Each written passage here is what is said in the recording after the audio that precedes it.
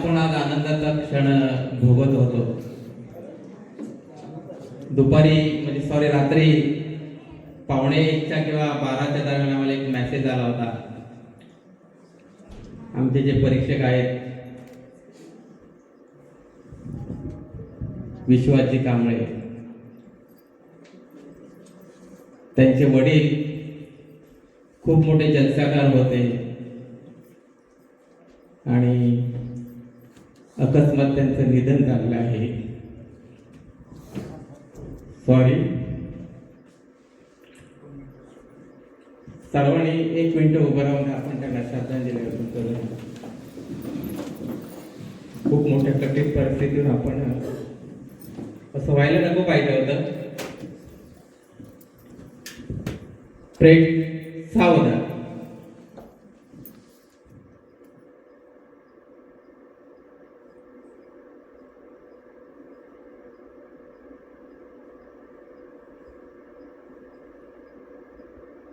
साधू साधू कर दे. साधू साधू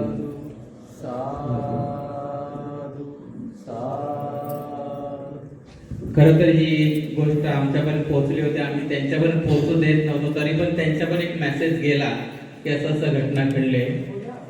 आणि गावावरून पण फोन आले होते, पण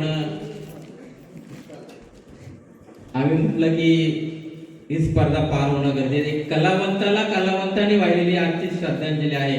असा दुःखद प्रसंग. एक परीक्षक आणि त्यांचे जोडीचे जलसाकार होते, त्यांच्यासाठी त्यांनीच लिहिलेलं, त्यांच्या चिरंजीवांनी लिहिलं ते गीत द्रोपदे विश्वास कांबळे एक कलावंत म्हणून ते सादर करतायत. खूप मोठं दुःख आहे. असू द्या. बाबासाहेबांनी आपल्याला 4 मुलं घालवली.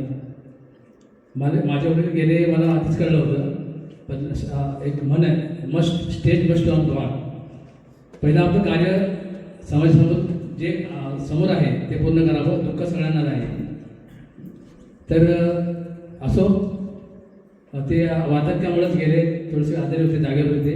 48 तासाचा त्यांचा आम्हाला फक्त संपर्क होता. मी जर काल सकाळी आलो, अर्जंट काम होते तर गावाला आणि जायचं होतं आणि म्हटलं हे करून सकाळी निघून जाईल. तर असो. तर माझ्या वडिलांचं आश्रमात गीत होतं, तुम्ही ऐकलं असेल कुठेतरी. शांताराम कांबळे नांदळसकर त्यांचं नाव. ते बांगडी आवाज त्याचा त्यावेळेला. तर ते गाणं म्हणायचे, नीलन भात आधा चंद्रमा, नीलन भात आधा चंद्रमा,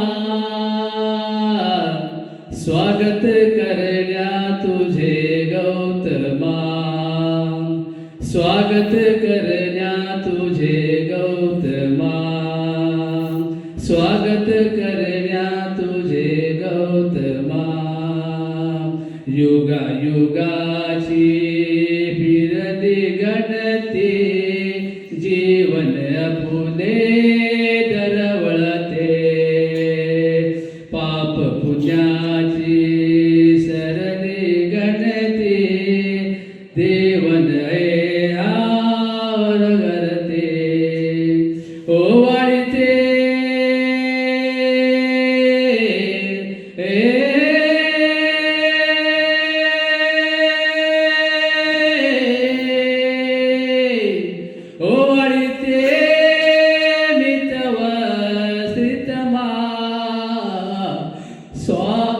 स्वागत करण्या तुझे गौतमा, स्वागत करण्या तुझे गौतमा. मला आनंद आहे की माझ्या वडिलांना ही श्रद्धांजली आहे. आज माझा तालुका, माझा सगळा समाज जलसाकाराला या स्टेजवरून योगावर त्याच्या मुलाचा सन्मान होत असताना आणि त्यांचा तिकडे मृत्यू आणि मी त्यांच्याच कलेचा ते दोते झालो आहे. त्याला खरंच ही श्रद्धांजली पोचली असं समजतो आणि आपल्या सगळ्यांचा ऋणी आहे ते. धन्यवाद सर. एका कलावंताला कलावंताने वाहिलेली श्रद्धांजली मला वाटतं महाराष्ट्रातील पहिलीच घटना अशी घडली असेल.